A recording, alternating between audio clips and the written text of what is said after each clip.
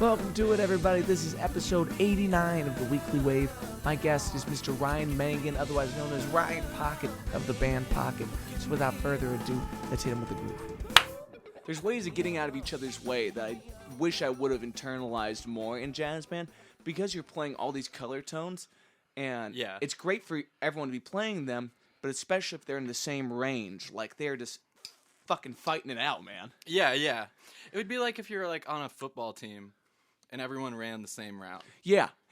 Like, what a great way of putting it. And then it's like, and the coach is like, "Why are you all playing the 5th? One of you needs to run the 13." Well, you're so right. It's like, it doesn't, football and music don't have that much in common unless you're looking at just like the creativity in that kind of a way of like, how do we spread this space like most poignantly to outsmart someone else? It's like, you don't want to be outsmarting your listener, but you do want to clear space to interject with new ideas and shit. You want to serve the song just in the same way that you want to be a team player. Mm-hmm. It's like that classic Baker Mayfield video where he throws a touchdown pass and he's like, "Yeah!" And then he goes up to Landry and what's his name? Odell. Yeah. And he's like, Stay patient, you guys. I'll get to you." And they're like all bummed because they're like, "We didn't get the touchdown." And it's like, who I is would this hate team to play. For? This is Cleveland back in the day. This is like early Browns, like early Browns with Odell kind of a thing. Yeah, Odell and Mayfield. Is he still playing, Odell? No. I think, I'm not sure. Like what? I mean, he's been in the news like a bunch recently. Really? Yeah. Who knows if he'll like get picked up on a team for like a Super Bowl run or something like that. I think it's really weird when you see like sports icons that cross over in a way like Odell did, or the way that Joe Burrow is. It's like, it's for weird things like fashion or charity work or things like that. Like, the game is just a game, but these people outside of that, it's like, why do we love Steven Tyler? Because he was weird on American Idol, not just because he rocks, not just because he has great songs. It's like, there's little personality bits that we get from like the mic'd portions of those shows, you know? Yeah. Steven Tyler's in a couple of TV shows. He's a good actor, too. Really? Yeah, I forget what, or maybe there's a movie that I saw him in one time. I mean, he played himself. Yeah. But he did a really good job playing himself. Fuck yeah. Do me a favor, pull that mic a little closer. Yeah. I gotta make sure my gain structure's good. Ryan, what's kicking, baby? Nothing much. How you doing, dude? Ryan, what's your last name? I can't figure this out on Instagram. Mangan. Good. For the amount of time that I've known you, it's astounding that I'm like, okay, Mr. Pocket's definitely, his last name's definitely not Pocket, but I love this name. I should just start going by Ryan Pocket. Dude, it's pretty hard. I love seeing that. Where'd you get that nickname? So Nari, she's an artist. She's like out of Kentucky and like LA, and I played guitar for her band for like a few shows, and she would just always call me Mr. Pocket. And you're like, I like this. Yeah, I was like, that's my Twitter or not my Twitter, my Instagram handle. I don't do Twitter. Man, why not? It's too much for me. I don't have the mental for it. Okay. I think with all these social platforms, like, we as creative types get to utilize them however we want. Most people just get on there to be entertained versus we get on there just to toss shit out and get it out of our own hands. You know what I mean? Yeah. And Twitter is such a great sounding board for stupid. You know what I mean? Like, you're walking through Menards, you think of something ridiculous. No one wants to hear your text about this. No one wants a phone call. I'm tweeting this shit. You know? Yeah. So what was this project you were playing guitar in? It was just for like a couple shows, but Nari, I'm trying to think who she's signed to. I forget the label, but she's like a solo artist and just needed like some people for her band for a couple shows. Nice. Just like a Midwestern leg or something like that. Yeah. She's done some awesome shows though. Like, she opened for Houndmouth a couple shows like down at the Burl in Kentucky. Yeah. So. I've never played the Burl, man. I would love to experience the Burl that looks place. like it's pretty cool. Yeah. I would also love to play with Houndmouth. Those dudes are... Yeah, dude. .com. The person that turned me on to Houndmouth was my cousin Greg, and he showed me the Your song. cousin Greg? Yeah, exactly. I call him Bubby, but he goes, "Matt, you gotta listen to this song, my cousin Greg." And I was like, "Bubby, you're fucking with me." Yeah. He's like, "My cousin Greg, crazy son of a bitch," And and you're I like, was "Yeah, like, he "This is so, straight up. This is Yeah. my cousin that's got the most tats, goes to the most festivals, lives his own life, and I loved him for it." Yeah. But then the song "Darlin'" by Oh Houndmouth. my God, yeah. Yeah, that's like one of like the happiest feelings I've ever audibly experienced. You know what I Yeah. mean? Yeah. What would you say is like we were talking about where you come from as a musician, like your upbringing. What were like your 5 big artists when you first got on an instrument? Okay, so when I first started, like my introduction to music when I was like real young, like before I was even playing instruments, like the first 3 groups that my dad showed me were so eclectic. It was U2, Green Day, and Jason Mraz. So like you got like, you know, crazy like 80s rock pop band, Mm-hmm. and the Edge was such like an influence for me. So like all those effects he was using, like stereo delays and stuff like that. And then Green Day, just like total punk, like in your face, like let's go. Yeah. And then Jason Mraz, like when I started listening to him, it was like his early stuff. So Mr. A to Z, Waiting on My Rocket to Come, like all these like, I don't know, those records were like so lyrically heavy. So that was like the songwriter in my life at that time. So Mm-hmm. it was a perfect like amalgamation of like 3 completely different people, but each doing things like super super well. So kind of pulling from like all 3 of those. But then as I like moved on into middle school and high school, I'd say like the main bands that were like influencing me at that point were probably like Tame Impala, not to be like cliche, but No, not at I all. was like so taken aback from them Mm-hmm. because I think a lot of people growing up, like their parents, it's like Beatles, Rolling Stones, all these classics. So like hearing like Inner Speaker by Tame Impala was like listening to a classic, but like a modern classic because it's so much like like Revolver or Mm-hmm. something. But I didn't listen to the Beatles until I was like probably a sophomore in In high what way would school. you compare that particular Tame Impala piece to Revolver? Just to Just like how experimental it is, and like just the psychness, like yeah, the psych aspect of it yeah, with all like the phasers and yeah, just stuff being out of phase the whole yeah, time and like not great like not miking great techniques. yeah. Man, it's such a cool point to make because how people achieve the sounds they do is really beyond all of us. And like, thank God for YouTube that we can go in and ask those questions. Yeah, But as young guitar players, you look at the Edge and you watch his hands and you try to understand how he gets this sonic quality out of that particular note. And it kind of redefines what the instrument is. yeah. And like you as a keys player, Because like you realize you can't do it unless you got like some other like don't pedals and stuff, and you're like, and the way that you play through the effects, that you emote through the effects is such a different kind of feel. And like you as a keyboard player, like the way the synthesizer can be worked by the right player is something totally outside of my understanding. And Tame Impala is a great example of that because you have all these soundscapes that when you're talking about getting out of each other's way, like a jazz keyboard player and a young guitar player, how you do that with these thick ass soundscapes and things like that and arpeggiators and whatnot, how you actually work that into your right blows my mind, man. yeah.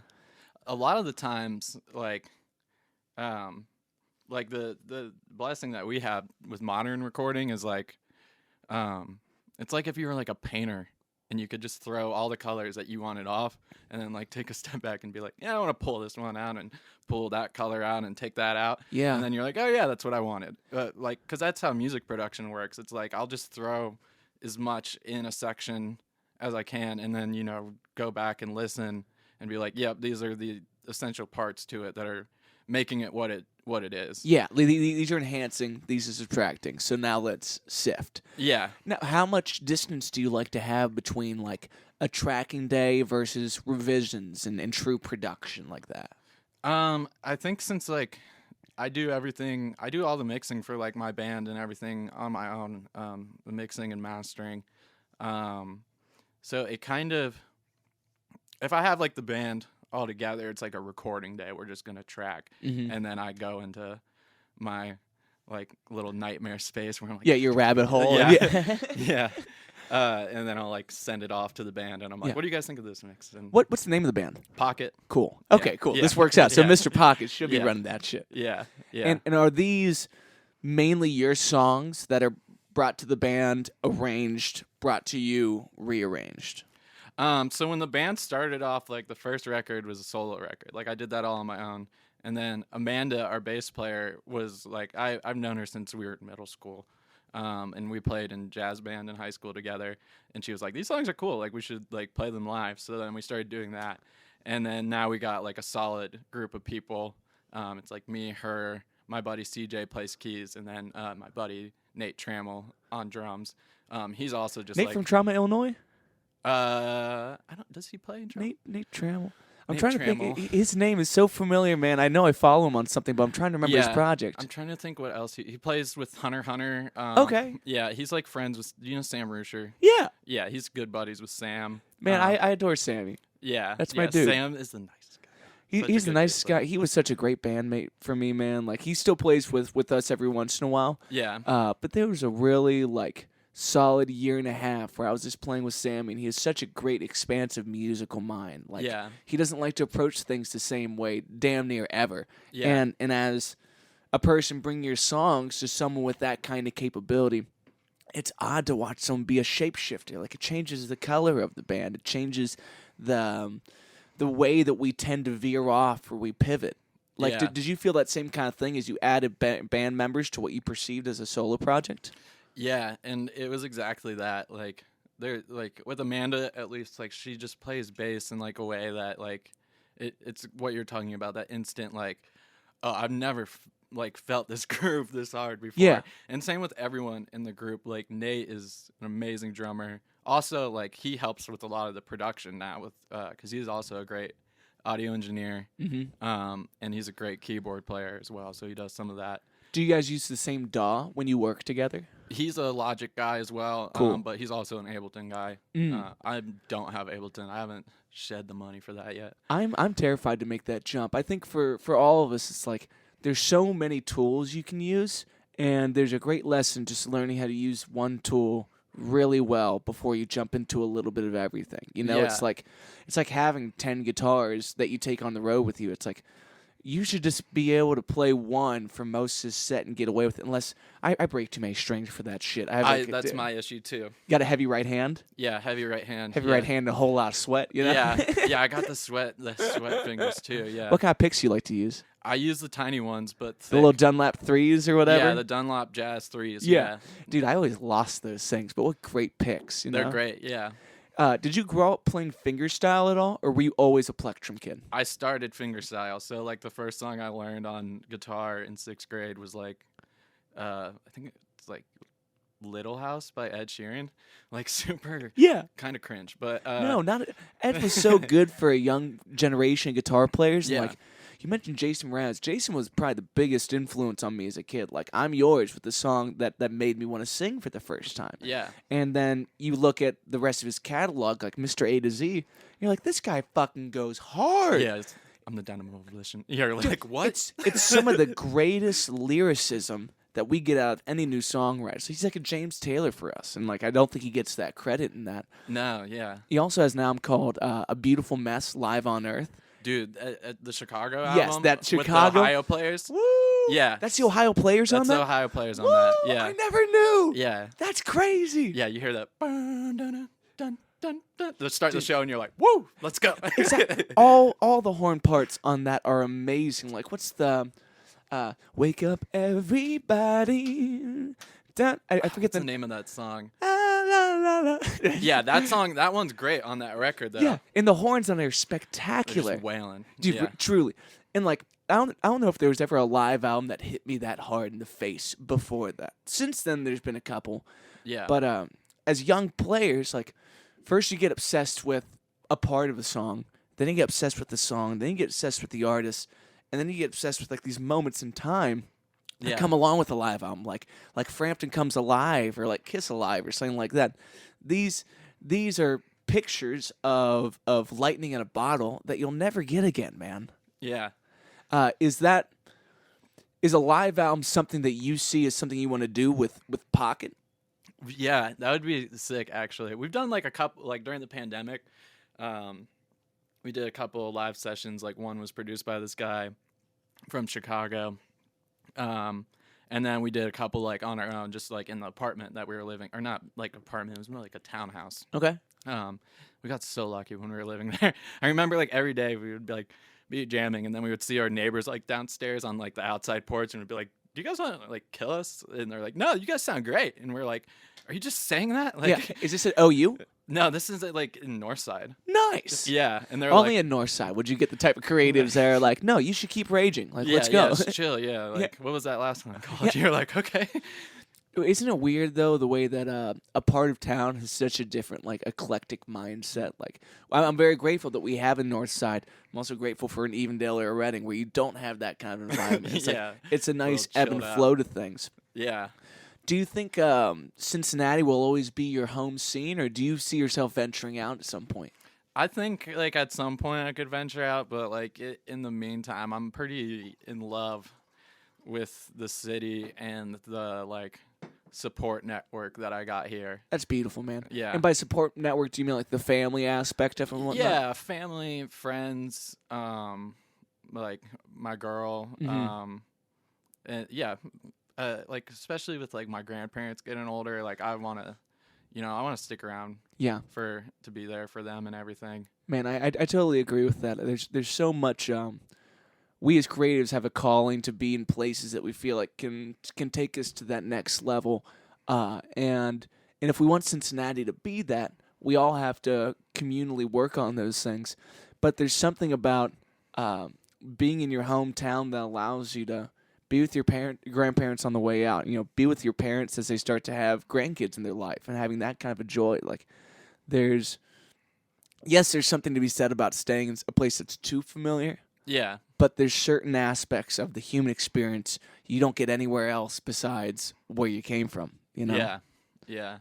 Like this Christmas, like my one nana, like on my dad's side, like she has Alzheimer's and she's like in a nursing home, and my pop like came over for Christmas, and I haven't seen him like in a second because he's just been like dealing with that and everything. It's the most I've seen that dude talk, like Ever? since I've known him, because he's just been like, he's just been taking care of my nana, so he's like, I need to like get it out. And like we had a great time. Like he was telling some hilarious stories and like just talking shit and everything. But like I don't know, like I couldn't not be there for that, because those are like, that's as real gets for me, at least. I don't know. And when you start to look at the things we crave in this life, the things that we have ambition for, it's like not many of us have the ambition to reconnect with the people that brought us into this. It's weird to think at some point in that guy's life, he's a 26-year-old kid with no idea that he's going to have this lineage that he loves so much, or that he's going to have the shortcomings of a disease like that. Yeah. Like so my grandmother is also suffering from I don't know if it's Alzheimer's or dementia, but it's odd to watch the regular experience kind of start to slip through someone's fingers. And it's like, man, this is a very finite experience we get in this life. Yeah. Yeah. That's exactly it. It makes you grateful to have the things that you do and have the people around you that you do. Yeah. And also to get, to get small things from those experiences that you wouldn't expect to be a positive. Like my grandmother, when I was probably 16, she gave me this ring that was my great uncle's. Mm-hmm. It was just an heirloom that was sitting in a cabinet. It's a shitty, it's like the equivalent of a kiosk in 1944. He's in World War II, works in the infantry, and he's in one of these markets one day and gets this ring with a mosque on it. And it sat in a cabinet for years and years. And one Christmas, she's like, Matt, you like wearing rings? Take this thing. And after this, she starts to become a little bit more forgetful, and she always asks me about that ring. She says, "Do people like it?" The same 5 questions she asked me about. And as much as it may sour you on experience to hear the same question over and over again, it's like a little piece of family history has brought us closer in a time where I felt like I could be losing her. Yeah. It's amazing. Yeah. And that's like, I think that's like a lot of the reason why like I want to stay here is because like those people in my life are more of an inspiration to me than like any some random dude like in Nashville or LA could be. Also, like, not to say that those guys can't be like huge inspirations in that like I couldn't have an amazing experience down there, but now more than ever, like too, like I'm just as connected with my buddies that like live in those parts of the country as well, just from being able to send emails. But going back to what you said, oh my God, like my dad, he gets like my nana like does the same thing because my nana lives with like my parents now too, and she was like, she'll just ask the same questions like over and over again. And my dad gets so frustrated, but I'm like, dude, you gotta take it like it's like an improv class. Like, go like a new direction every single time, you know? Yeah. So I just like whenever my nana asks me the same question, I'm like, all right, let's re-rack. Yeah, exactly. Re-rack top of the scene. Man, what a great way to put it. Where it's like, it's not that you're having fun at their expense. You're having fun with them, and they don't want you to feel stuck. You got to do it either. to keep your patience as well. Yeah.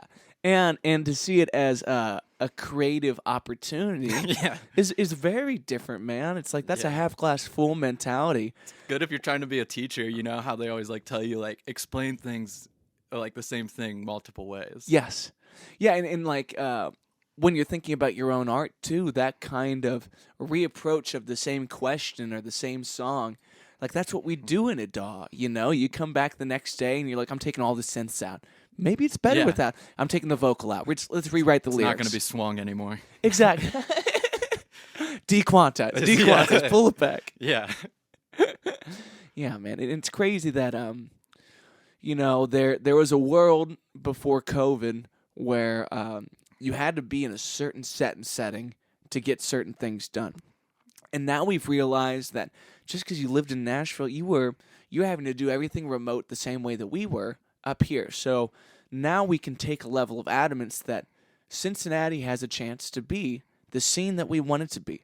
But it's within our correspondence to each other, our utilizing of large scale tools. Like, what's the best thing that can happen to you in Nashville? You play a shitty show and you make a great connection. It's like, what do we got to do in Cincinnati to have great connections happening at the shittiest of shows? Yeah. We got to get people there, man. We need a better listener populace. We need more appreciation for each other as artists, you know? Yeah. And there's something really special, too, for someone like yourself that, like, we didn't get to know each other until I walked into a store and I needed something. But there you were as more than a guy behind a counter.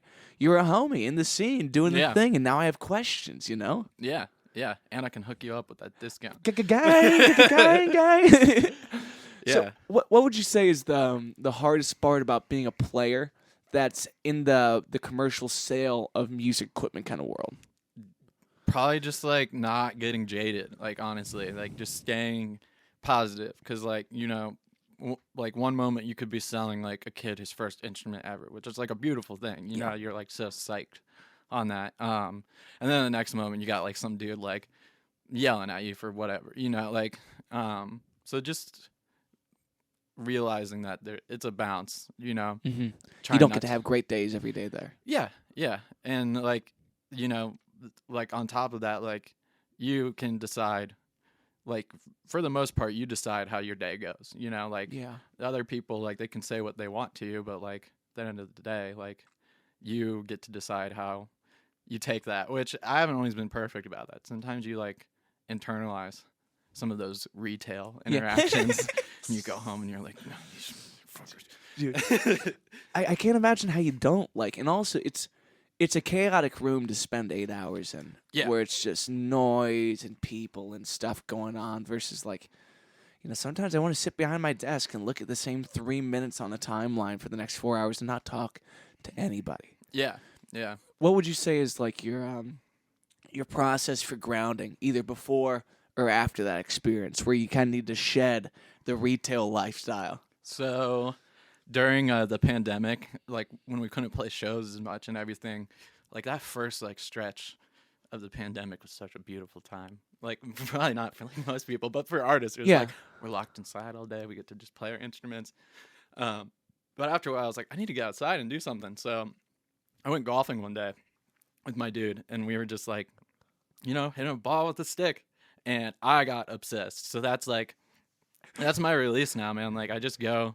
After work, a lot of the times, I'll go for 30 minutes to the driving range. Yeah, to Acres? To Acres. We gotta go to Acres, bro. Yeah, we gotta go to Acres. I still haven't gone. Have you tried their burger? I've heard great things about best the food. burger in town, bro. Not even like shitting you. Like it's so good. As an Evendale kid, I looked at that driving range for years. I was like, when's someone gonna soup this thing up? And here comes Acres, man, and that shit looks great, and the food's so banging. Good. Yeah. Man, that's so cool. We'll head down there ASAP Fergie sometime. Yeah. Get a burger, man. It's so good. They Dude. got chopped cheese down there. It's like a bodega. What? Yeah, Chopped cheese? What do you mean by that? chopped cheese sandwich. Chopped cheese. Yeah, it's like a bodega specialty in New York. What? I don't even know what that means. What's a bodega? It's like what they call like a gas station. Well, it's not a gas station though. Like it's like a corner store, like where you go to get like chips. Oh, and, like a deli market. Kind of thing. yeah, deli market kind of thing. Yeah, and like if you go, like if you ask anyone in NYC, they'll like be like, "Where's your bodega?" And they'll be like, "This is my bodega. This is my bodega guy. Okay. This is our bodega cat." There's always a cat at the bodega. There's actually a whiskey called Bodega Cat. Super good. Dude, so I'm still confused. So is the bodega the sandwich or is the bodega the store? The bodega is the place, yeah. Okay, so you're telling me they have like a market down there? It's like no, it's like a bar and grill. Okay. But the sandwich, the chopped cheese, is like a bodega specialty. Like normally you would only get that at like a bodega in like NYC. Gotcha. So like it's a type of sandwich from a deli corner store. Yeah, that's super good. Dude, complicated. But I respect. Yeah. They have some class down there. Like that's the weird thing is like, this isn't just a driving range. This is experiential kind of spot. They're doing shows down there now too. I did hear that, man. Yeah. Like, have you gone to see anyone down there yet? Yeah, I saw a group the other night. We stopped in and like got some food before we played over like on the other side of town. Oh, you were over in, was it Sharonville? Yeah, we were in Sharonville. Yeah. What's the name of that club again? Wing Champs. Wing Champs. Yeah, Nice. it was super tight, honestly. It sounds like it's going to be like a rough and tough like wing bar, but it's like pretty upscale. Like it was like bougie Nice. in there, but It's interesting the way the clubs start to pop up in a part of town that you never expected. Like, Reading does have the most bars per capita in the Midwest. really? Yes, the most, like, bars per the amount of people that live in this small area. Huh. So, like, you wonder when that's going to turn into... What does that say about us? Well, you also have the most wedding shops. So, like... People are getting drunk and getting married. Getting hits, baby. Well, that's when you need the corner chapel / bodega, where it's like, you want a cheese sandwich and a wife? We Yeah. got you, dog. Yeah, I like that cheese sandwich comes first. Yes. That's how they get you. They're like, cheese sandwich and a wife. And you're like, this is the weirdest. Well, I guess it's not a BOGO. It's not buy one, get one. We'll talk later about this idea Yeah. where I can This flesh could some go things to- out. This could go to dangerous territory. Exactly. Say No some mas. things No that, mas. like after the fact, you're like, wait, that did not come out. That It's- doesn't. I promise myself if I ever need to cut anything out of these shows, I do. But most of the Yeah. time, I don't. It's just a laziness thing. I was like, when I was driving over here, I was like, I listen to like so many comedy podcasts. I need to like chill. No, when I you get can say there. some offensive shit here. Trust me, this is a family basement. Let it fly. Okay. But- Okay. Yeah. So you're saying like this first stretch of the pandemic kind of helped clear space to be creative, and then you need to do something with the body to kind of clear the mind as well. Yeah, and yeah, so like getting out and playing golf, like just in nature, like, cause that's what I used to do in high school. Like me and my buddies, like, you know, on the weekend or after school, we would just, cause we grew up in Loveland, so like the Little Miami River is right there. Mhm. There's so many parks. We would like just be crawling around. We're a bunch of river rats. Yeah. What we were. So now I'm just gonna crawl around a golf course, like this nice grass. Like, I don't know. I've seen some, like, there's always animals out. Like, one course, Glenview Golf Course. If you go in the morning, there's always like a gaggle of turkeys there. Did you say is that the actual term, a gaggle of turkeys? I think so. I think it's a gaggle is the name for a group. Where'd you learn this? So give me your source, Too much time on the internet. dude. Just like the idea, like me and my gaggle hitting the town. You know, it's like this is not a group Me of and my beings. gaggle of boys are gonna go hit the strip tonight. We're gonna gobble up on this gaggle town. You know what I We're mean? gonna gobble up on these boys. Dude, I'm gonna start calling my crew a gaggle. dude, that's not a bad idea, but like, I don't know. It does have gag in it, which is not like the most pleasant term. Yeah, That's yeah. where like I'm so shocked about this. Yeah. I went to when you brought up golf. I saw a video the other day of Alice Cooper playing the back nine, going, "You'll never find an addiction like you and the ball, man." And I'm like, "What the fuck, It's so Alice real. Cooper?" Dude, well, it's weird that I get called Alice Cooper on the golf course all the time. I don't look anything like him. Maybe my eyes do a little bit, but like, because you'll get paired up with like some like older dude, and he was like, "Oh, so you're a musician? You're like Alice Cooper?" And you're like, "Yeah, I guess." Sees the nose ring, doesn't realize Alice Cooper doesn't have a nose ring. You're like, hey, Yeah. Alice, get over here. Yeah, yeah, exactly. Would you say was Alice or any of like the early metal days big in your influence? No, you know who was big early on that I forgot to name? This was another group that I listened to. Was Rush. Rush was huge when I was younger. Dude, I didn't get into any Rush as a kid, and I feel like I missed out. You know? Yeah. Oh my gosh. I just remember I had like my CD player and I would just sit on the bus like. Just trying to get the motions. Yeah, just Did trying you to play kneel for drums your whole childhood as well? I had a drum set. It's probably my like least, like the instrument that I'm the least good at. I'm not bad at it. Yeah. But it's the like least experienced. when you have the experience of trying to play a Rush song or something like that, you're I don't even try. the ask of yourself as a player. And there's so many guys that learn to like the drummer in one of the drummers in my band. His name's Nick. He grew up a kid that was playing like AC/DC and things like that, and quickly became too talented to want to play AC/DC all the time. It's like kick, snare, hats. That's all you need. So you turn to Rush for like the next bit of development. And then you find these storylines within that music that's unlike any other rock music. Like it's true, like it's the rock opera that came before. God, what's the band I'm trying to think of? Meatloaf? Not. You're so right. Even before Meatloaf, Iron Maiden. Iron Maiden is like the opera rock to me. Or I guess Judas Priest also has that with Halford. Yeah. But Rush has like. It's a play. The whole album is this long movement that, like, still as an adult, I haven't really dove in to understand it. But that's why you have these people's hearts for so long. It's because it's a story that they could relive over and over again. Yeah. So who turned you on to such progressive music? My dad did. My dad was like, he still does have such wild taste. Does he play? He plays guitar a bit, yeah. Cool. He taught me my first 3 chords, and then I was like, bye, dude, and just started playing jazz. And he was like, give him the Queen wave. Yeah, he was like, God damn it, God, good. Still not better at golf yet, though. Yeah. So. Was there you talked about how you joined jazz band. Was jazz in your life before that kind of academic pursuit was?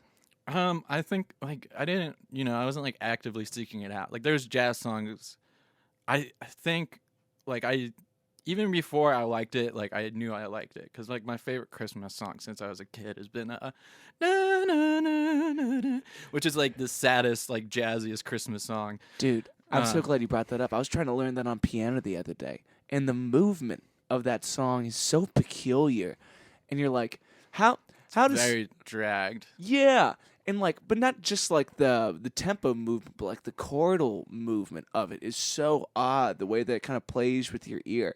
Yeah. And it's such like a hauntingly beautiful melody, man. Yeah. But I don't know. Like, I've always liked stuff like that. And then, dude, I got so lucky at Loveland. We had a guitar class, and my jazz teacher was this dude. He's still like he does a lot of nonprofit work in the city for like My Cincinnati.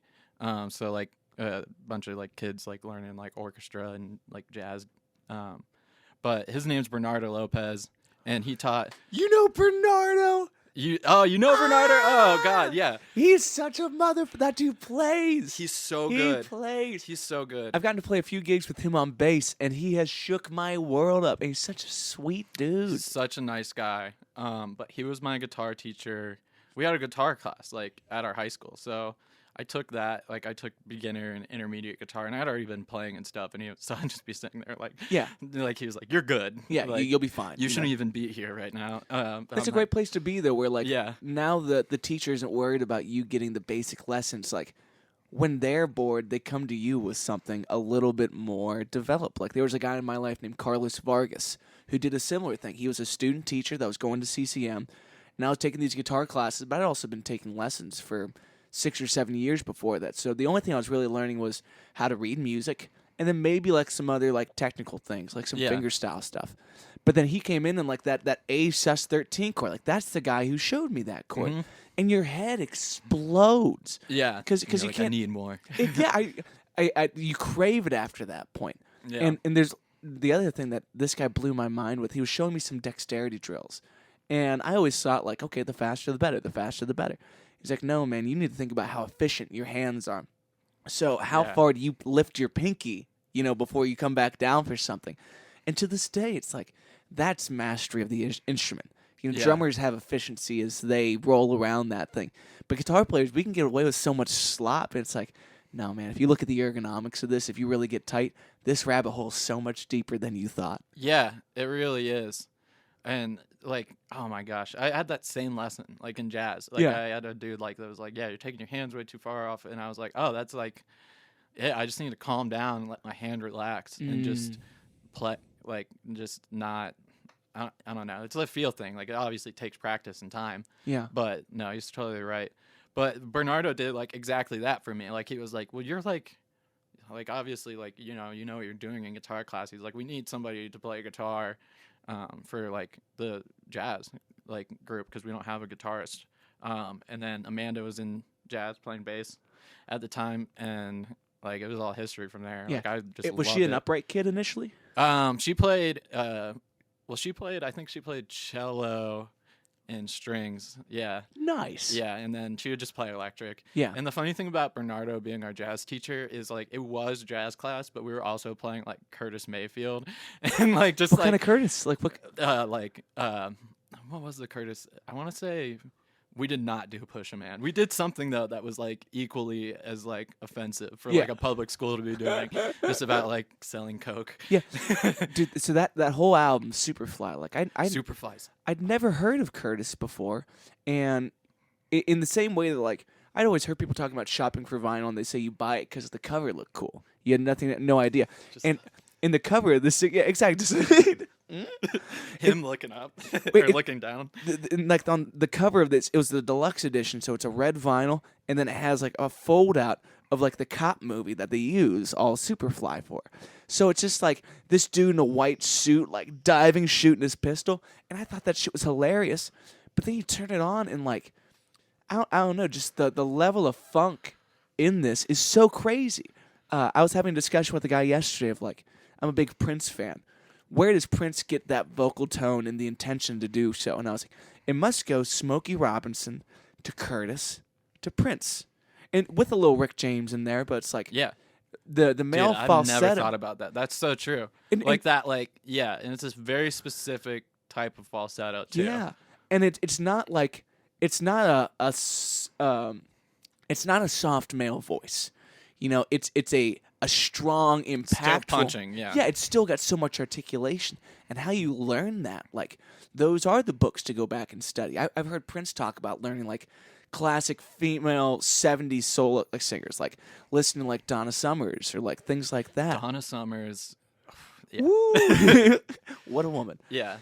Just, it blows my mind, though, to understand in the lineage of my heroes where these people that I'd never heard of pop in and become everything. And it's like, Pusher Man is one of those songs that every time I go back to, I'm your mom, I'm your dad, it's so good. And that's what you got to aspire to, man. Yeah. It's like, that will never not be catchy. Mm-hmm. I saw an Instagram reel the other day, and I'd love to hear what you think about, like, there's so many times we get inspired on Instagram in 15 seconds, and they scroll to the next one, you forget everything you just thought about. Oh, yeah, don't even It's so fickle. But it was a producer talking about how he stereo layers things. And it's like synths, guitars, percussion, vocal, kick.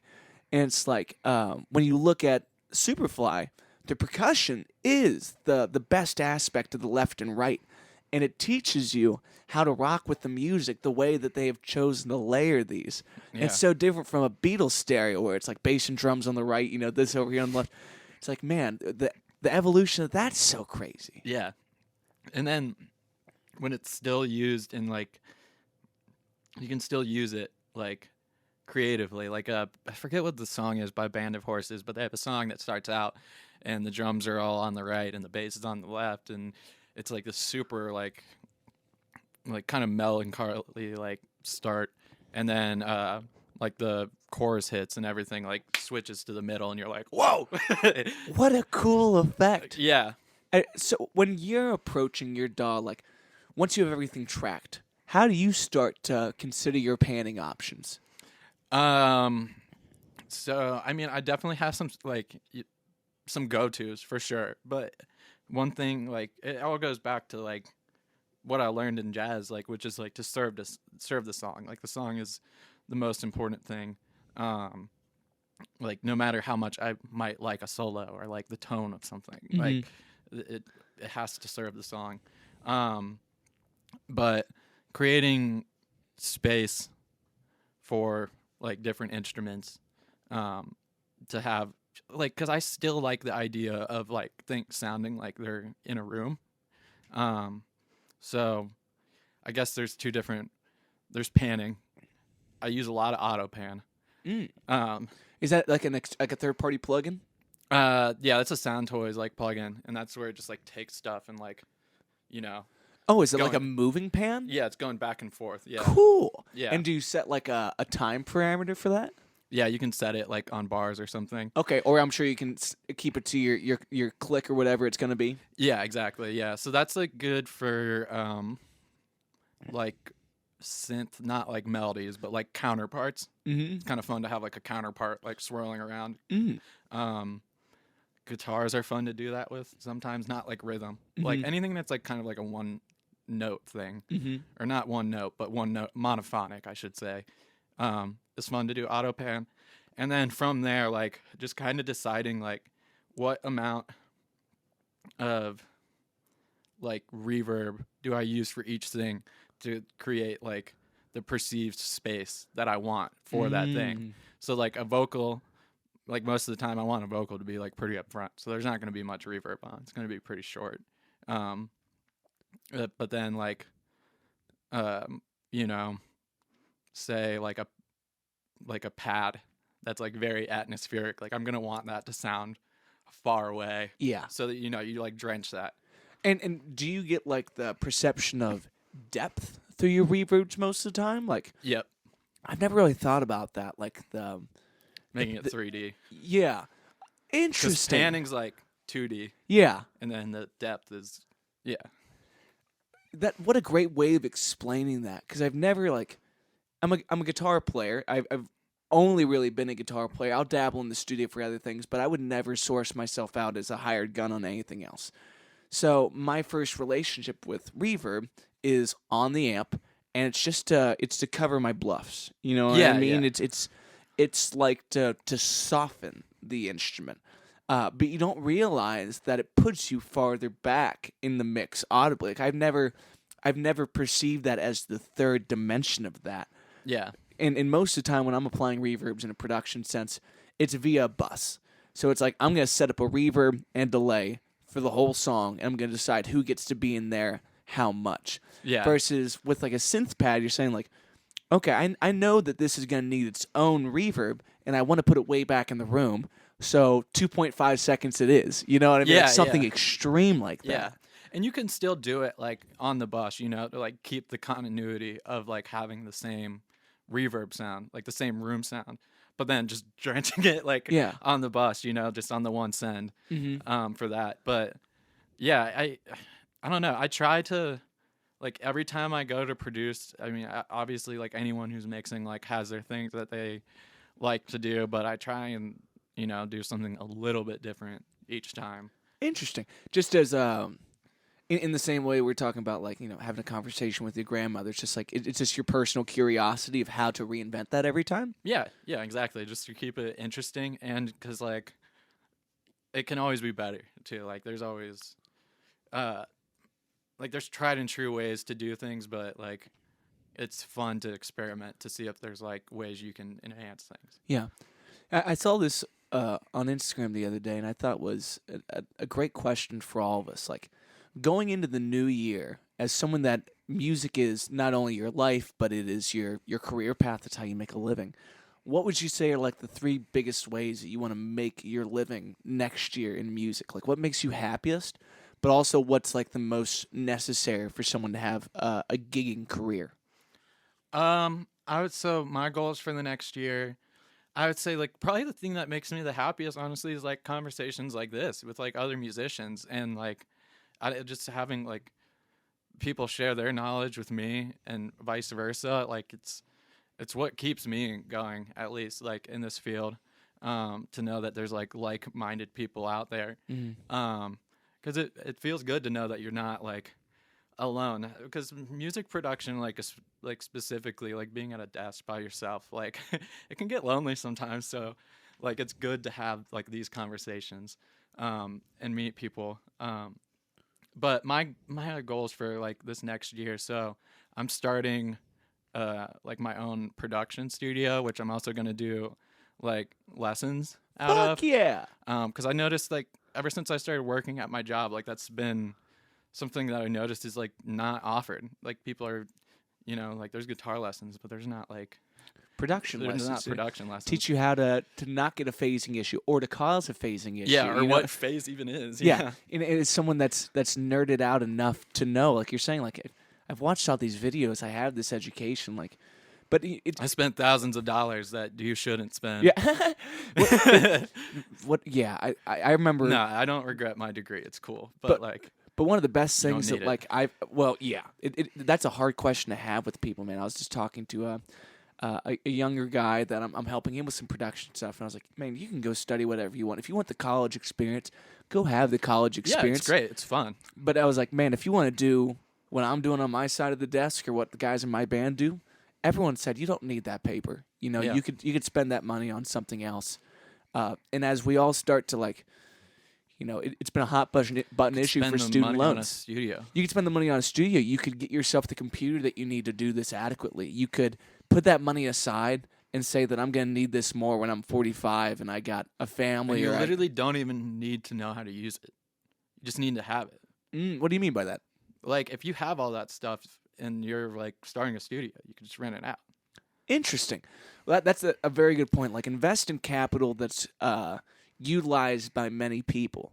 It's like if you buy a lot of PA equipment, like PA equipment is inevitably going to lose value over time. Yeah. So invest at the minimum, but invest in stuff that you can rent out and you can use for all your gigging atmospheres and whatnot. Yeah, yeah. Man, one thing that I really respect about the multitudes of your craft in this is the humbleness that you approach other players with. And it was cool to hear you say that, because when I'm walking the store and I'm just asking about getting a stereo DI or something like that, I would never assume you to be a player with all these skills and things like that. It's like, it's because you didn't ask yet, And like you had mentioned, these conversations help bring to light the qualities and the knowledge that is at your disposal through other people. Yeah, because I almost have this feeling of being like, oh yeah, I am smart. No, I do know quite a bit about this, don't I? Totally. And to some people you may be an idiot, to other people you might be the most brilliant thing in the world. Like, Yeah. we work better with certain folks than we do other folks. Yeah, for sure. And it's your willingness to share those things that allows you to kind of feel affirmed in that knowledge. Like why did I watch 50 videos about mastering on a plugin that I don't even own? Because the moment that someone has that plugin, you might have the answer to the question that's been irking them all night, or Yeah. for weeks on end. Yeah, yeah, for real. And then that's such like a gratifying feeling. Mm-hmm. Like the amount of times Nate has shown me something like in my DAW that has just made my life like 10 times easier, whether it's like a key command or like something as simple as that. Dude, the key commands. Well, I bought so bad about it. I bought a keyboard cover that was supposed to have all the key commands for Logic. It doesn't fit my keyboard, so now I have to sit it above my keyboard, and I look like an idiot. Exactly. I'm cheating off this sheet, and I had someone the other day try to type on it. I was like, bro, I hate to tell this to you. It's a trick. Like, it's all a fluke. Yeah, it doesn't work. It's just for show. What, Instagram's so great for that, because you'll get on there. It's just a reel of 5 tips that you can get off YouTube or things like that. Mm-hmm. And it's crazy how much it will clean up your workflow and how we don't need to be sitting here banging our head against a wall. Like, sometimes you just need to be able to consult other people. Yeah. As a songwriter, how much do you like to include collaborators in the meat and potatoes of the tune? Back when I first started writing, like especially when I was in college, I kind of have like almost like cringy memories of like forcing people to like, I just made this song, you need to sit down right now and listen to it with me. And they'd be like, I'm like doing homework. And I'm like, no, you gotta listen. Like, and then I would be sitting there next to them like, so what do you think? and they're like, yeah, it's good, man, it's good, and like, Yeah, and and you get not fickle getting response. like, yeah, it's not like a genuine like reaction because I like force them to do it. So now I've kind of gone like the other way of just being like doing it all, and then like I don't know, like at least with the band, like it just kind of gets shared with them. I don't do nearly as much sending to like friends or like family Mm-hmm. as I used to. But I miss that. And I think like the issue is that like I didn't have like a space for it. Like asking somebody to listen to your song while they're like studying for exam is not the place to have a listening session. But Mm-hmm. like a songwriter's night Mm-hmm. is a great place to Yeah. show people your new song. So just like finding that spot. So honestly, meeting you has like probably been good for that because I'm gonna try and go to like some more of those songwriter nights that you're doing, so Yeah. I can like What I would love to share have those you on with people. in like those experiences where everyone shuts up and listens to one of your songs, like, you know, we all have a little bit of ego involved. Like we all feel like a narcissist at times where you're begging someone just to give your song 3 minutes, but the gift of songwriting is 3 minutes of separation from the rest of this life, man. Yeah. And like, and it's such a gift as another writer to give that to someone because you know what it's like to fight with a lyric, to fight with a verse, to pull something beautiful out of an awful experience. And in that same, like, you know, it was so good to get to connect at Crooner and get to sit together and just listen to some tunes because it's time spent Some together. amazing songwriters there, by the way, dude. Truly, man. Like great lyricism. Jenna Reel, the gal who played keys. Oh my gosh. I've never heard tunes like hers, man. And I played gigs with Jenna for like 3 or 4 months before I heard any of those songs. And my head exploded, you know? And Yeah. you know, between friends like us that are in this world, like we could have 4 of these conversations, and I might not learn about you what I'm gonna learn in a 3-minute song over hours of conversation. That's so true. Yeah, it's hard to express things, man. Yeah. Yeah. Cuz that's like what's great about songwriting. It's like 5 words can just like I don't want to say wreck you. But I mean they can. Yeah, like if that's what absolutely. they're going for, but like, you know, 5 words like or even 3, like I don't know. I'm trying to think of some examples, but I won't because I'm putting myself on the Yeah, spot. exactly. You're putting yourself in a sticky stitch. Yeah. Well, you know, like But you know what I mean? Like how like there's something very like profound and powerful about when somebody condenses like just something so meaningful into like something so short. yeah, But it still hits you so hard, and Yeah. you're like, oh my gosh. and it's weird to think that once the song's out of your own head, it's there for other people and you in that. Like sometimes I write something and find out what it means a year later, Oh and it yeah. breaks you then, and you're like, oh, that's the cosmos. That is. Isn't that such a trippy feeling too? Mhm. Just being like, well, what was I thinking about when I wrote this?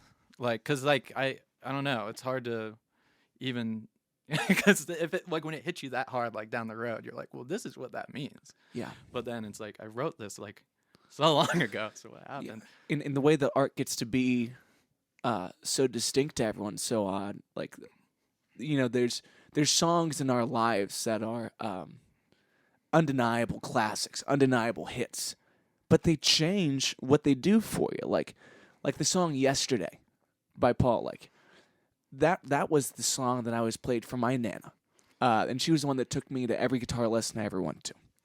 And towards the end of her life, there was a guitar that belonged to her husband, who I didn't get to meet, that when I was 11, I found this thing broken in half in a closet. And towards the end of her life, I wanted to get this guitar repaired, and I wanted to play it for her. And it took 2 years to get finished.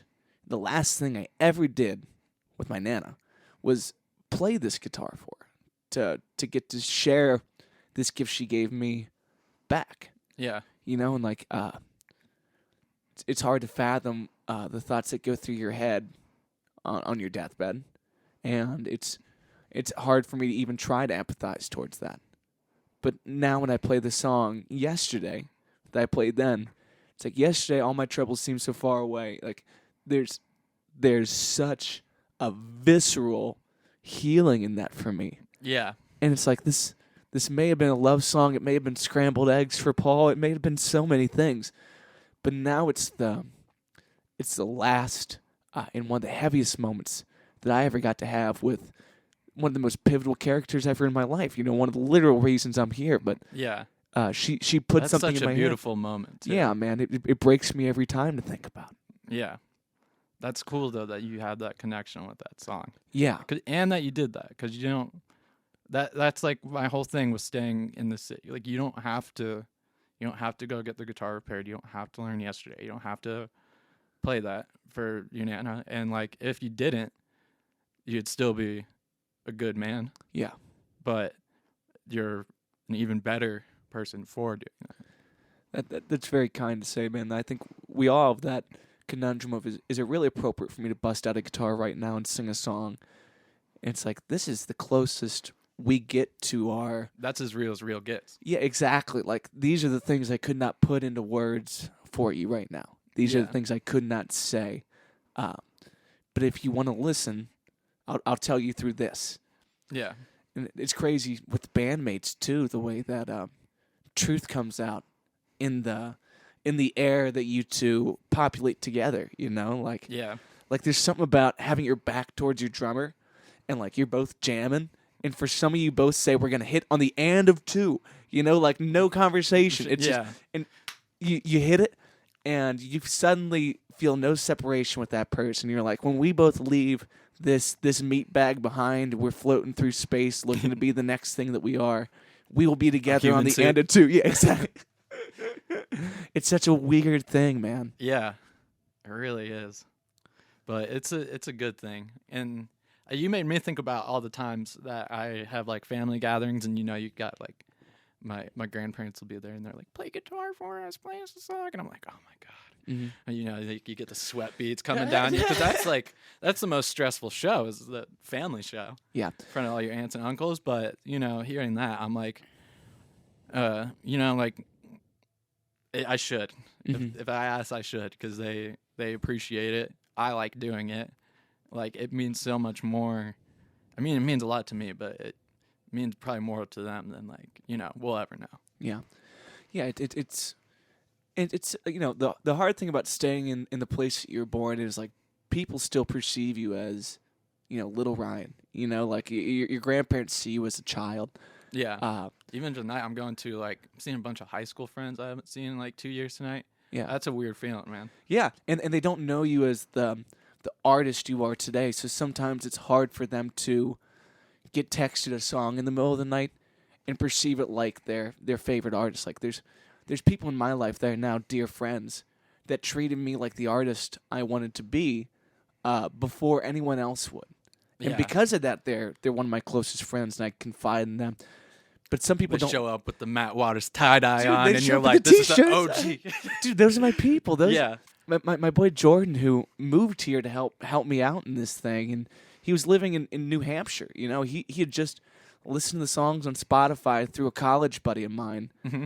and we've been super tight since then. And like every relationship has ups and downs, but I will never forget that this person saw me as, the version of myself that I look for every day in this fucking guitar, or that I beat my head against a computer to find out who this guy is. Yeah.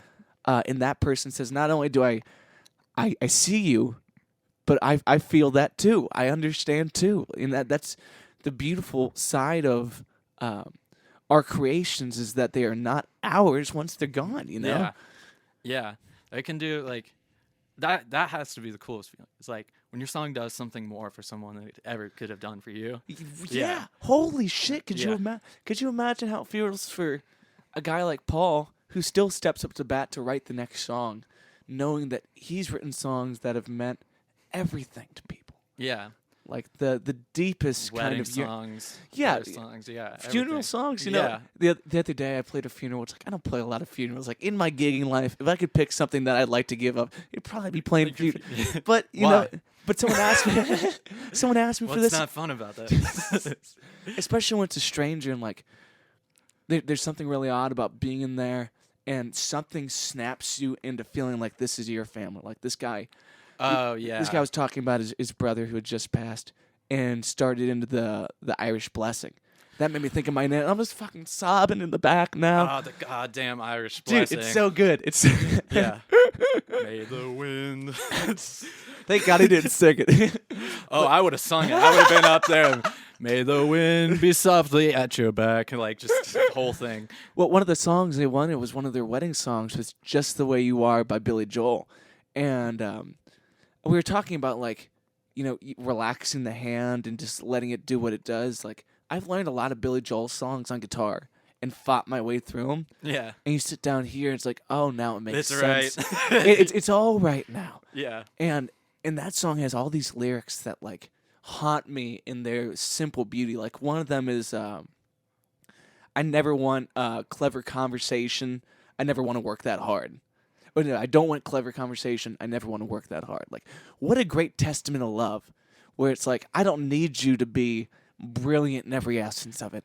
Yeah. I just need you to be my person right here with me, and I want you just as you is, Yeah, it's like you're in love with someone when you can sit there with them for an hour and not say anything and not still feel very content. Yes. Because it's the worst when you're just like, oh shit, like the like early relationship. I gotta pee, by the way. You mind if we take a break real quick?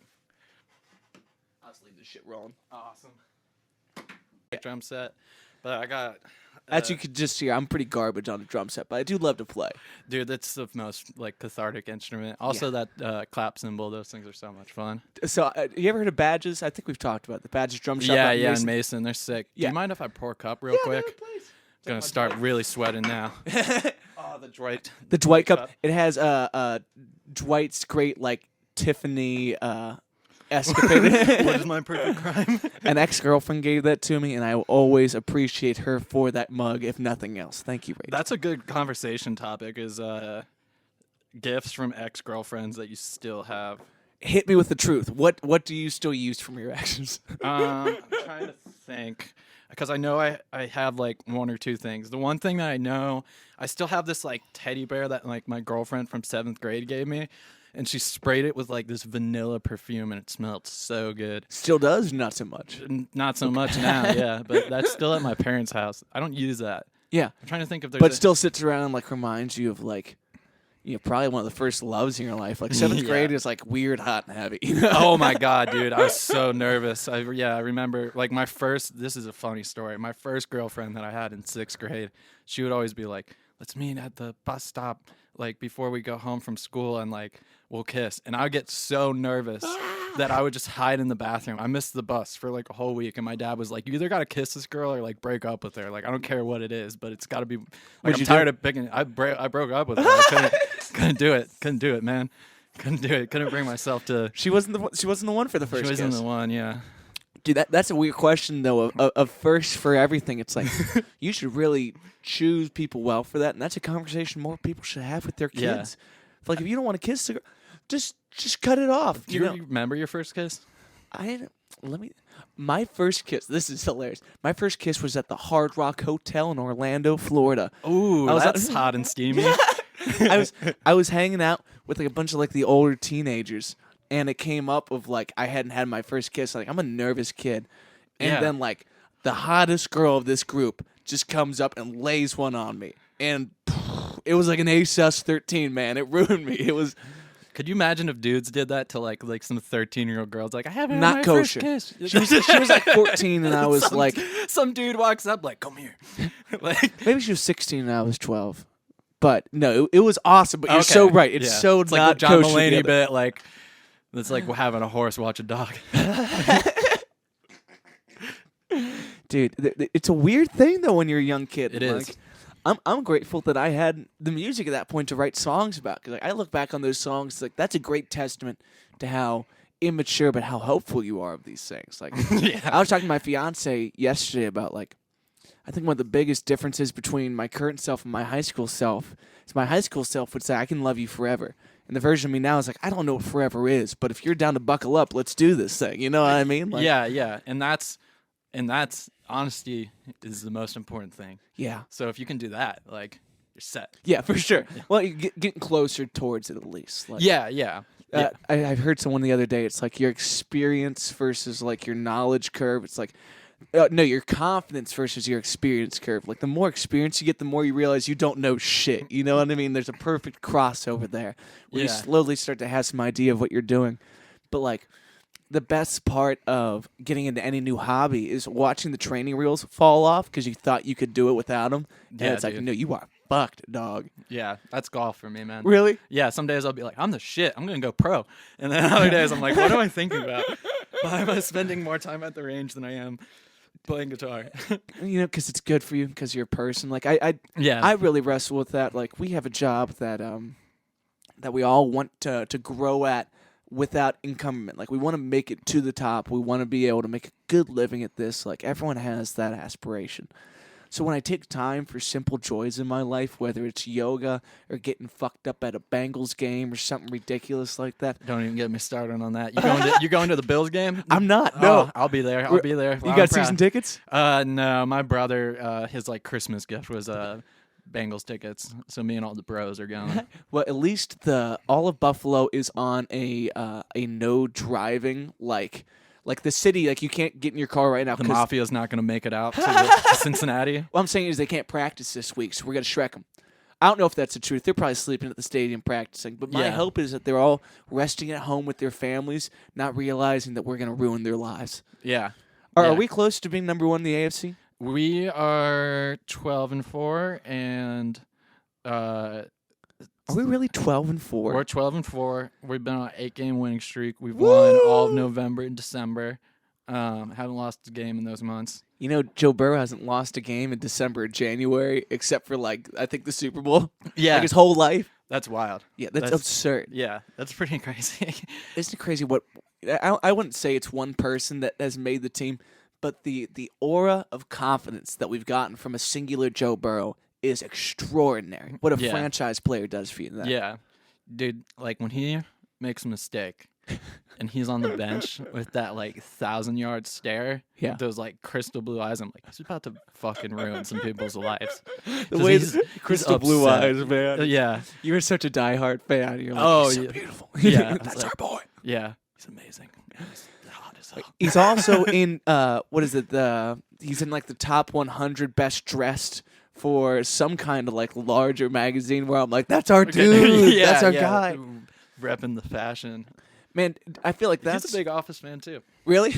Yeah. He comes in, he rolls up and he wore a Dwight shirt for the game last week. He had shit. He had a Dwight sweater on. Yeah. That's my guy. That's our quarterback. Yeah. Man, I wonder the same thing about our scene that you would say about the Bengals, where it's like every scene just needs one person to pop before the rest of us get shed a little light and some go fuck yourself energy, where it's like, we need a confidence. We need another Afro man. Dude, I would. Why you just shot us in the foot again, right? Come on, sorry. We need. What about the guy from? He had that song Downtown with Downtown. What's that rapper's name? Fuck, I'm not gonna remember any of this. Yeah, I'm so bad with names. Yeah, well, there's one in particular Cincinnati band that's done really well over the years, but doesn't get claimed proudly as a Cincinnati band. It's one of our biggest, and I can't remember their name, man. Well, there's Foxy Shazam. Foxy Shazam, yeah, Yes. So the lead singer of Foxy did a song with Macklemore. That's who I was thinking of. Okay, and yeah, it I was remember pretty that. big. But Yeah. Foxy is a great staple to build this scene around, to say we should hold them to the highest degree. When they play in town, we should show up for those people because we want people to show up for us, man. Yeah. It's a hard question of how often should you go see a show versus play a show, and I struggle with that issue. What would you say is the right ratio? I don't know. I think it's a people thing for me. I go through phases and stuff, but I guess the first thing I'll say is to start off, I do heavily agree with that statement. Houndmouth is not a Cincy band, but they are a Lawrenceburg, Indiana, Louisville. They're very, Midwestern, centric. And they play in Newport and Cincinnati a bunch. I've seen them 5 times. Where do they play? Southgate? Southgate, yeah. Woo! They played at Southgate, and where else did they play at? They played at the other venue down there in Newport. In Newport, the new one? Not the new one, the other one. Have you gone to the new one, to Megacorp/Ovation? No, I haven't. Is it cool? Amazing. The outdoor experience there is bar none the best in Cincinnati. Okay. Because it's a smaller river band. You have a great green space in the back. You have nice mezzanine seats. On the killer river. sound system right on the river. Like the night that I was there, I was career blast. I was having a great time. Yeah. But like on the right side, you see all downtown Newport. On the left side, you see Cincinnati skyline, and then the moon Ooh. hanging over. It's Yeah. gorgeous. It's just right, man. It's kind of better from that side of the river too, because Yeah. you're looking at The city. city's so much. I drive down the cut in the hill every day to come up here from my apartment over in the northern Kentucky area. Mhm. I'm like, that's the Cincinnati that I love, man. Like, Oh yeah, that drive is so beautiful. Mhm. Coming from the cut in the hill in northern Kentucky, you come up like past 75, River. yeah, you go right up that way. Yeah, that's such a beautiful drive. Yeah, man, I love staring off on the river, and it's just like, we are a weird river town and a bunch of riverettes, but like we should take some more pride in that, man. Yeah, we should. It's like there's something very unique like about no matter what the genre is, like whether you're watching like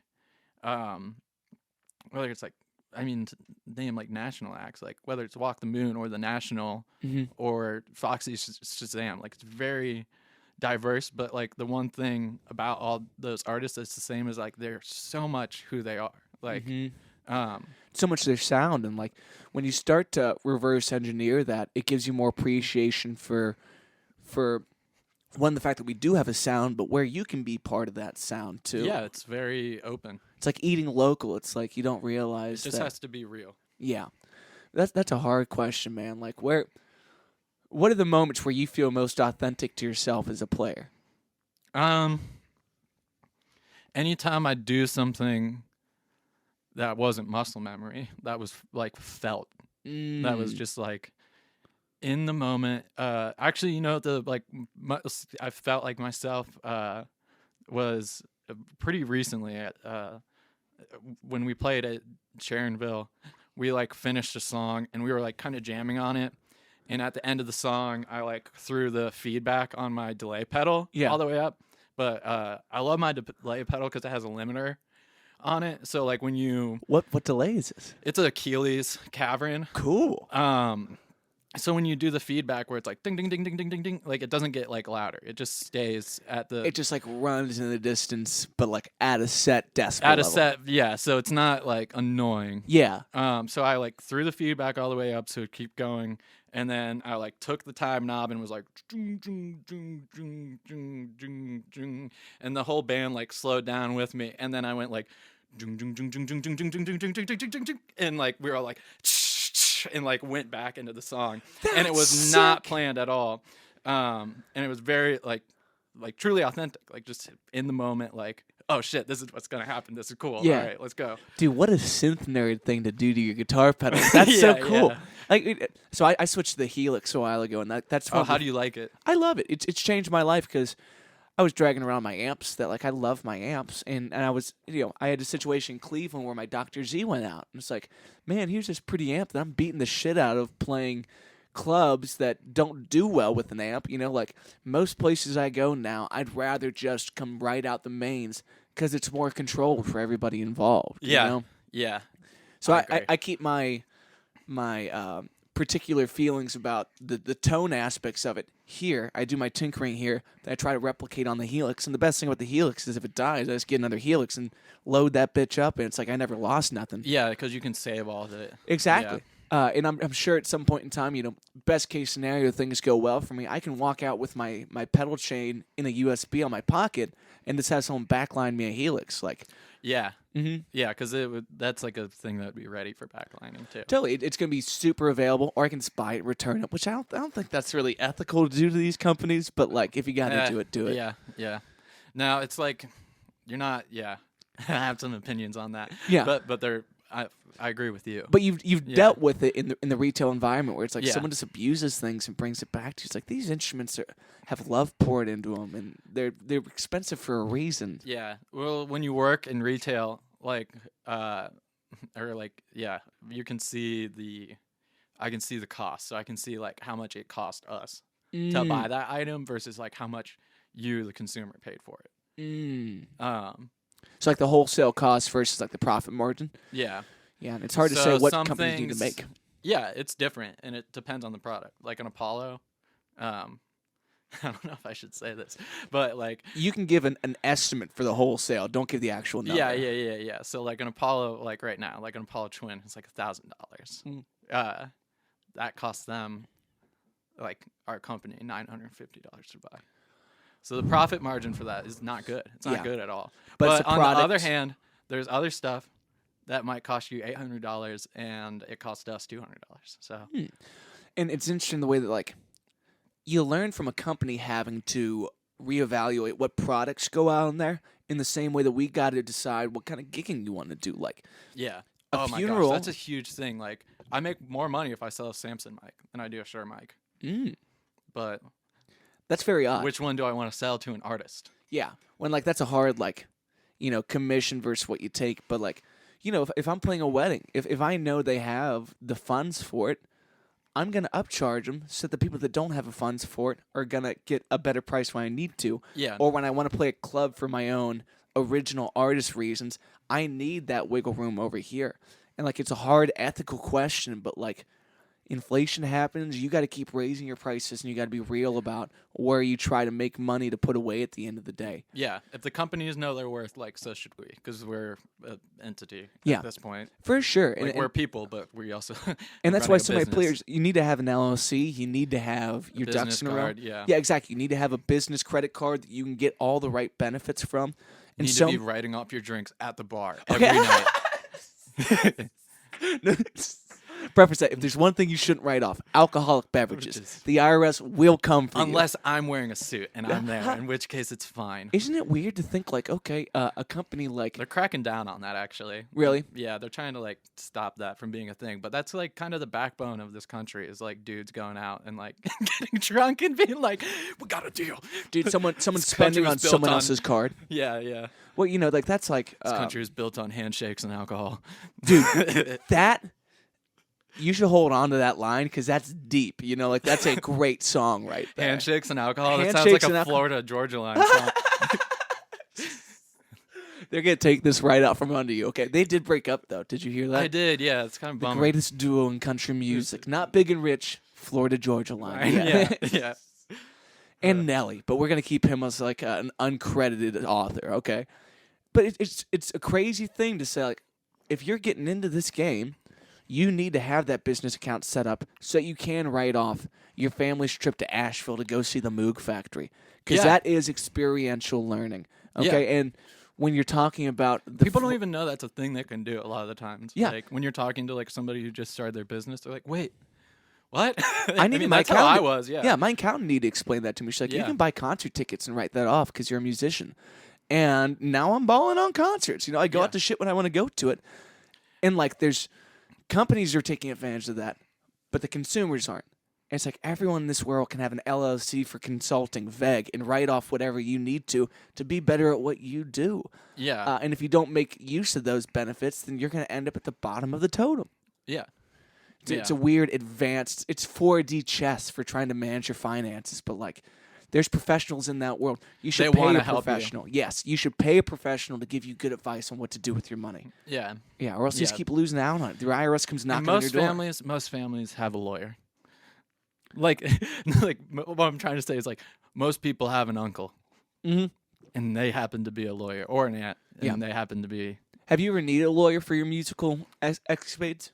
Yeah, my uncle's like helped me out with starting like my LLC. Just giving me like advice on that.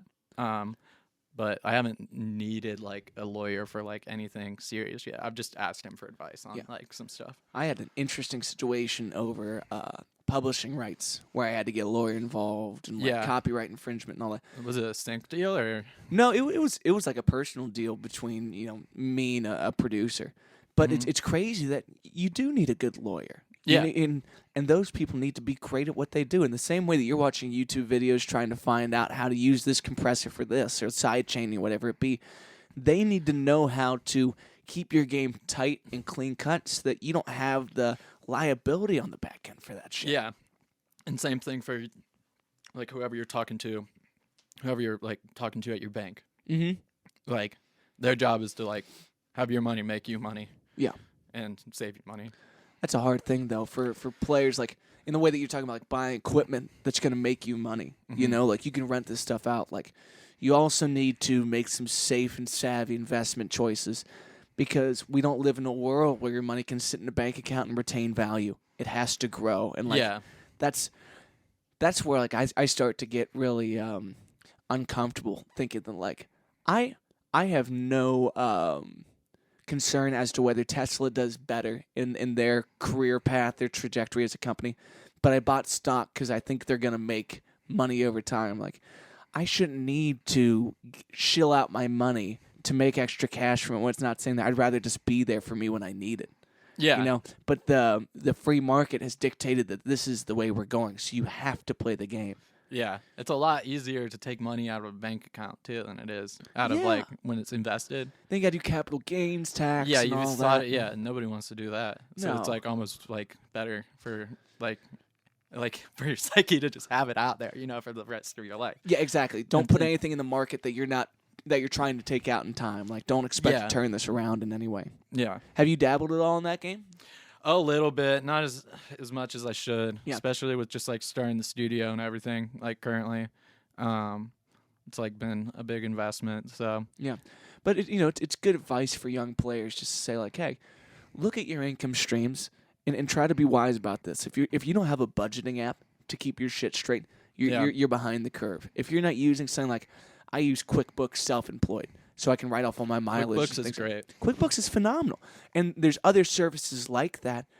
But if you're going to be a small business in and of yourself, like you have to have professionals in your life that guide you to good advice that you can get in the habit of. Because at some point I'm going to stop thinking about how I track my mileage. I'm just going to do it. But right now I still have a hard time opening up the app and saying, where was I going? 30 miles this way, 30 miles this way, business, personal, business. It's like, you just need to get in good habits. I had someone on the other day that's like, a succession of small, good choices will be a successful career. Just continually choosing to do the right thing. Yeah, rather than the easy thing. Yeah, I feel that, man. That's really hard at first, and I think like the other thing too is like having these conversations with other musicians is like inspiring for other musicians, because a lot of the times like these business conversations are happening with like people's parents and like, or you know, like an uncle or someone, and it can kind of be like it can kind of be overwhelming just because of like the structure of the conversation and everything. But when you talk to another artist about it, it's like we're on the same playing field. We're trying to get the same goals. It feels more genuine. Yeah, it's more relatable to talk to someone about retirement if they're also a player, because they know that we all have an eye for gear at times. Like I check Craigslist every day for a guitar that I want to buy. I don't have money to buy that guitar, but like, oh my God, there's this Whirly on a Facebook Marketplace. It's like mint green. Look at it all the time, dude. That's too expensive though. It's a difficult thing to have that envy, and also like we're moving towards a world where the simulators are better and better, and you wonder like, what are those worth? Yeah, like, if they're if it's subscription based like Pro Tools, like. Now you've got me by the balls as a consumer that all my work and all my love is based on a monthly fee to you. Like, I don't like that I don't shit. like that either. No. I don't mind it if it's like a pay to own. Pay to own's fine. Yeah. But, yeah, renting for your whole life, no. Yeah. When also that's a great caveat into, like, publishing aspects of your music. Like, you have your publishing copyright and your master recording copyright. Yeah. And if you're the songwriter, it is up to you to pay the folks who participate in your master recording, or give them, some ownership in your master recording. Like, there's only two ways to go here, and if you don't have that conversation, royalties are up front. Yes, you're gonna end up in a situation like I did, having to get a lawyer and having to get ugly with someone that you used to care about, that you used to create with, and that feels horrible. Yeah, that's the worst feeling. Yeah. So having great conversations with people in advance, saying, hey, you're coming into my space, you're playing on these songs, I have a form here that we're going to fill out at the end saying that I paid you for the parts, I own the parts, you walk out with direct pay. Or you're going to take this percentage of the publishing, and thankfully TuneCore and CD Baby and DistroKid are making that easier. Yeah. But still, I think... You still got to have a BMI, though, and then that's like $200 out of their pocket. Yeah. Which, like... is good for them in the long run. Yeah. Now, do you log all your works in a BMI? Yeah. I have not been very good about keeping up with my ASCAP or my BMI stuff. But like these other aspects of it, I try to really focus in. What would you say is like the biggest benefit of really getting your works, getting your ducks in a row with one of the big three in that regard? Just for like if you get a sync deal, Yeah. it's the best way to get your money to you for like you were saying, like for the master songwriting. To collect from the DSPs on your rights. Exactly. Yeah. Yeah, because basically, well, I guess you get the serial number for it when you upload to like whatever you use to upload to streaming services. But then from there you throw it in. Oh, it probably takes like the ISRC or whatever. Exactly. It's such a fascinating world. There's so much business on that side of it that the creators really are involved in too. Yeah, because there's like streaming royalties, like, and then there's royalties from like every single time it like plays in a show, or if it got like put on a streaming show too. I have not had that happen yet, but that's the main world I'm trying to like break into right now. Well, that's why we met like the other night when we were out at the bars, because I was there like for some sync meeting with that guy, and then I got super anxious and was like, I'm gonna go hang out with Matt. But I still got in contact with him though, so it worked out. Like, it's a hard game though, because for all of us musicians, like you and I are probably in the same category where we do some hired gun work, we do some production work, we do have a our own band. production where you have a band. So you need to know what am I walking away with at the end of the day? Like my songs, my works, my EPs, my albums, that is the mailbox money that I hope to collect one day when I want to be like Bruce Springsteen. One day I want to sell my catalog for $550 million. Like, doesn't that sound great? Yeah, it sounds great. Just like upfront, Well, it's like, okay, and you have a body of work that has fans for it, so it does have inherent value. But then there's also gigs where I know this person wants that same thing, so I can't be over here asking for song like publishing rights. It's like, no, I'm going to give you a rate that I feel is reasonable for me to come write for you and to take my hands off. But if you don't get in the habit of that conversation, then you end up getting your feelings hurt with no pay and no rights. Yeah. And there's too many great players getting fucked like that. Yeah. Yeah. And it's just because I feel so like, it's just because they just want to play. But like the thing is, it's like over time, like what I've realized is like when you show up to do some hired gun work and somebody has the paperwork like lined out for you already, like it makes you like show up. Like, I mean, you can always show up and do your best and everything, but like makes it a little bit more serious to be like, all right, I'm like a pro, and I'm not like a pro, I am a pro, and I'm going in here to do some work. And like, do you follow Ash Sohn on Instagram? Drummer. Don't. Phenomenal drummer. Passing the coffee. Yeah. You got me on the train now. Bro, let's get heated. Ash Sohn is a phenomenal drummer, and maybe it was like 8 months ago, he pulled out his Adele 21 record, like release slips. And it's like celebrating the anniversary. It's like, not only is it a great affirmation that you're a professional, but it's like, it's clarity as far as doing this. And they're good mementos moving forward, but it helps you remember like the set and setting of doing it. And I agree, when you walk in and someone has things in a row, it makes you feel affirmed that they see you for what this is, but they want to give you transparency. Like now that I'm on the side of doing production work for some other people, I tell them the same thing. Like, hey, here's the form I would make someone else sign for me. I'm going to sign this form for you, and I'll take a copy of this form for everything else you do, because I don't want you running into this issue that I ran into. It's like if we did that in more aspects of our scene, like this is how you log your stuff for sync placements. This is how you do this on ASCAP or BMI. And that's how we do it. That's how we turn, like, that's how Cincinnati becomes more legit. Yeah. And we're afforded the great opportunity of Cincinnati is, again, becoming a major film city. It's a major film hub. That's so interesting. Like in the way that they're shooting more in Cincinnati? Yeah, that John Green movie was shot in Cincinnati. The Bundy movie was shot in Cincinnati partially? Yep. Yeah, there's a couple other ones. My buddy Palmer that I went to college with, he was PA on Marvelous Miss Maisel. That's sick. Yeah, isn't that pretty cool? Yeah. But he's done, like, every time he's back in Cincinnati, he's working on a film here. So like that's another thing for, like, you know, the musicians of Cincinnati to like get involved with. Like they need like the music for all those films. Yeah. And we're afforded the opportunity of being super close to them. Yeah, and within that, when you start to project that, like, okay, here comes economic scale for the arts because we have certain brick and mortar aspects. We have a city with a certain style and a certain feel and a character to it. Yeah. If we embrace that more, and then you shouldn't say take care of your own, but we take care of the people that come behind us in the way that we were taken care of. Like continuing to push for the rights of artists. This is not going to be the famine mentality that's going to starve us out. This will be a feast. The world is an open platform for your music to take root in somebody else's life. Yeah. So being taught those skills and being taught that there's people that want to see you succeed is the only way that we can get on the map in the way that LA or Nashville is, because we'll be different from them. Yeah. Because I've been ripped off in Nashville. I'm sure in some ways you've been ripped off by Nashville. People are starving in LA trying to find their dreams out there, only to find their dreams want them back where they were in some ways. And like, the internet is the big pond that we all need to swim in. It's not a major market anymore. Yeah, yeah. Yeah. So taking care of AirDrop exists. AirDrop, multi-mile radius. Yeah. I would love that. Prestige shit. worldwide.